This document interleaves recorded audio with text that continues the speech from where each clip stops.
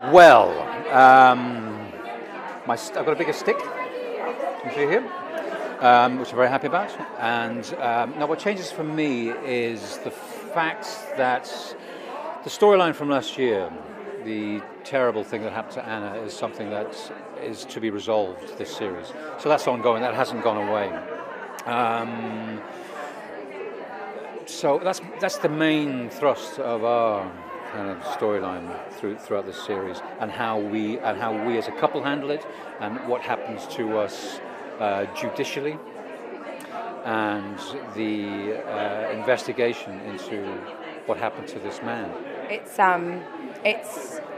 It's pretty amazing actually, because I think last series, I mean, I didn't really know who she was. You know, I sort of, and to see where it goes and what happens and who she becomes, and there was that real question of like, is she good? Is she bad? Like, who is she? What's she doing there?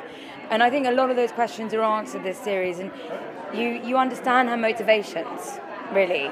Sort of Anna and Bates do start season 5 in a place of more positivity, but obviously, as you would imagine, you know, there is still this cloud hanging over them, and the incident with Mr. Green's death is still being brought back up, and it's something they can't escape. So it's very difficult for them to sort of find any space to sort of heal and move forward. So it's still, there's still a few ups and downs for Anna and Bates. Edith is in a dark place, really.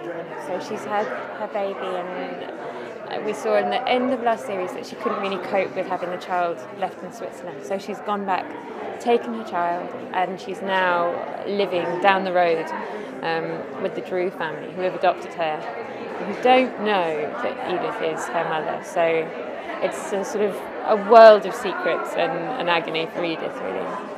I know, it's really weird. I was in doing a scene with Brendan Cole, who plays Mr. Bates, the other day, and I said, do you realise it's nearly 5 years to the day that we were in this very room, filming our first sort of doing up a bow tie scene.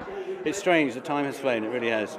I think there are times when Robert as a character has been something of a dinosaur, I think you could say, a bit reluctant to dip his toes into the modern world. And he thinks at the beginning of Series 5 that the world is collapsing around him because Ramsay MacDonald is in power, the Labour government are going to destroy the very fabric of this wonderful estate and all his inheritance and everything else.